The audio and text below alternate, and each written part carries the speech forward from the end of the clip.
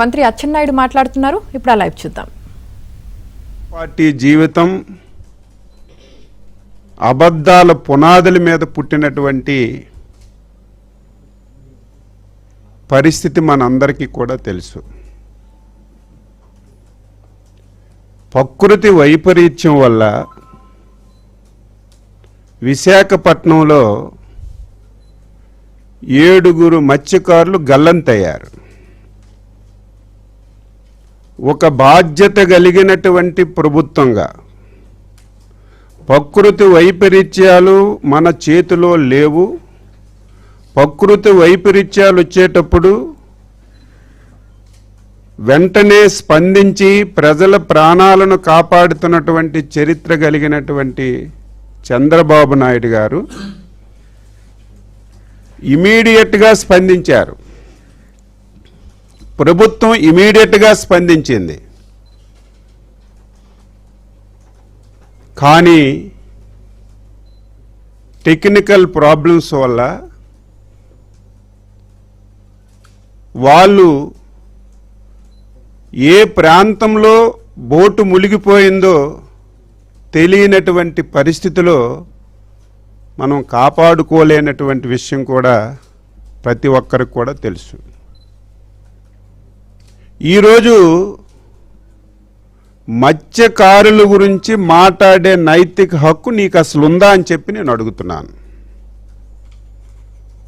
నేను ఎప్పుడూ మాట్లాడతాను, నీకు అసలు మాట్లాడే నైతిక హక్కు ఉండదు. ఎందుకంటే నువ్వేదో ఈరోజు కొత్తగా వచ్చి రాజకీయ పార్టీ పెట్టి నువ్వు మాట్లాడితే దానికి ఒక పర్థం ఉంటుంది. 2 సంవత్సరాల ముందు వరకు ఈ రాష్ట్రానికి ముఖ్యమంత్రిగా వెలగబెట్టినటువంటి వ్యక్తివి నువ్వు. 5 సంవత్సరాల్లో కూడా ప్రకృతి వైపరీత్యాలు వచ్చాయి.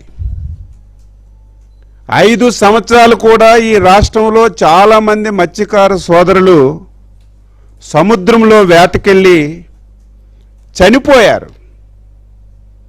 ఇదేదో కొత్తగా ఈరోజే జరుగుతున్నటువంటి విషయాలు కాదు. మత్స్యకారులు జీవనోపాధికి సముద్రంలోకి వెళ్తుంటారు. అప్పుడప్పుడు అకాలంగా ప్రకృతి వైపరీత్యాలు వచ్చేటప్పుడు చాలామంది చనిపోవడం జరుగుతుంది.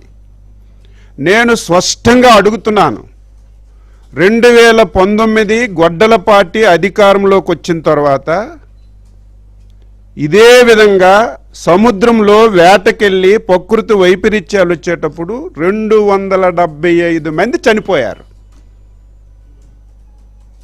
అదేదో నువ్వే చంపేశావు, నీ వల్లే చచ్చిపోయారని నీ అంత అవివేకంగా మాట్లాడడానికి మేము సాహసించాం. కానీ నీ హయాములో 275 మంది చనిపోతే గొడ్డల పార్టీ అధ్యక్షుడిగా నువ్వు ముఖ్యమంత్రిగా ఉండి ఒక్క వ్యక్తికి నువ్వు పలకరించినటువంటి సందర్భం ఉంటే చెప్పు. నీ 5 సంవత్సరాల్లో ఇంతమంది చనిపోయినా ఒక్క వ్యక్తికి నువ్వు పలకరించలేదు. ఈరోజు బాధ్యతాయుతమైనటువంటి ప్రభుత్వంగా 4వ తారీఖు 10:30 గంటలకి మా డిపార్ట్మెంట్కి సమాచారం వచ్చింది. ఇందులో అవివేకం అవాస్తవాలు ఏమీ ఉండవు.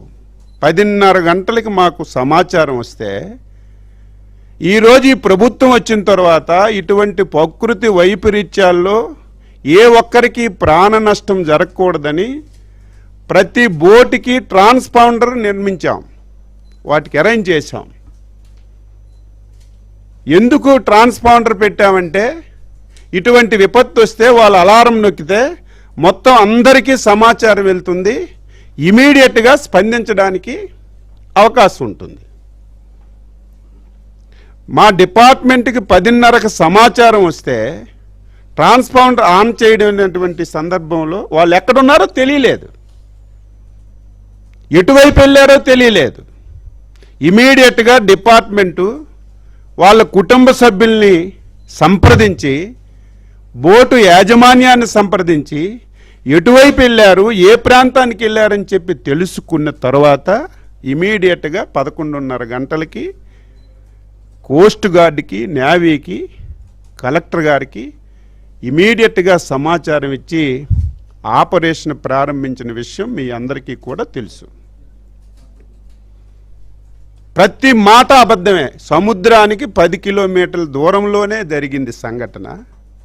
కిలోమీటర్లకి నాటికల్ మైల్స్కి కనీసం తెలియకుండా నువ్వు మాట్లాడితే నవ్వుకుంటున్నారు. 11 నాటికల్ మైల్ దూరంలో జరిగింది.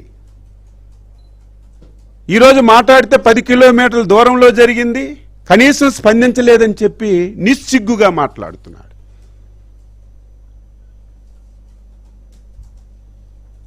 వెంటనే డిఐజీ గారు, నేను ఆ రోజు 3 రోజులు అదే పని మీద ఉన్నాడు. మంత్రులు వెళ్ళలేదు, అచ్చెన్నాయుడు గారు వెళ్ళలేదు. అచ్చెన్నాయుడు ఎక్కడ సంఘటన జరిగిన 6 నిమిషాల్లో ఉన్న వ్యక్తిని. ఈరోజు రాజకీయాల్లో కాదు, 30 సంవత్సరాల నుంచి రాజకీయాల్లో ఉంటున్నాను. ఎక్కడ ఏ ప్రమాదం జరిగినా, ఏ విపత్తు జరిగినా 6 నిమిషంలో ఉన్న వ్యక్తిని. సంఘటన జరిగిన రోజు అనుకోకుండా నా 2 కళ్ళకి క్యాటరాక్ట్ సర్జరీ చేయించుకున్నాను. 1 వీక్ బయటికి వెళ్ళొద్దని చెప్పి డాక్టర్లు సలహా ఇచ్చారు. సేమ్ డే నేను ఆ రోజు చాలా ఆందోళన చెందాను. ఇమీడియట్గా వెళ్ళాలి. వెంటనే కలెక్టివ్ గవర్నెన్స్గా మా మంత్రి కొండపల్లి శ్రీనివాస్ గారికి ఫోన్ చేసి, మా ఎమ్మెల్యేలకు ఫోన్ చేసి ఇమీడియట్గా వాళ్ళ కుటుంబ సభ్యుల దగ్గరికి పంపించాం, పోర్టు దగ్గరికి పంపించాం, అనునిత్యం పర్యవేక్షించాం.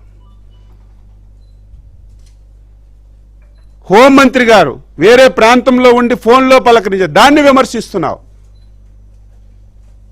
కలెక్టివ్ గవర్నెన్స్ ఇది. మా మంత్రి వెళ్ళారు, నేను ఆ రోజు క్యాట్రాక్ట్ సర్జరీ చేసుకోకపోవడం వల్ల వెళ్ళలేదు. లేకపోతే నేను అర్ధరాత్రి అక్కడ ఉంటాను. ఈ సంఘటన కాదు, ఈ రాష్ట్రంలో 30 సంవత్సరాల నుంచి ఏ సంఘటన జరిగినా సరే అచ్చెన్నాయుడు అందుకనే ముందే ఉన్నటువంటి వ్యక్తిని. అచ్చెన్నాయుడు రాలేదని నువ్వు నిస్సిగ్గుగా నువ్వు విమర్శిస్తున్నావు. నీ హయాంలో 275 మంది చనిపోతే పలకరించలేదు, పక్కన పెట్టు. సిగ్గుందా? నువ్వు మాట్లాడడానికి అసలు సిగ్గుందా? రికార్డు తీసుకురా. 5 సంవత్సరాల్లో 275 మంది చనిపోతే వాళ్ళకి కనీసం పరిహారం ఇవ్వలేదు. నువ్వు పరిహారం ఎప్పుడు ఇవ్వాలి?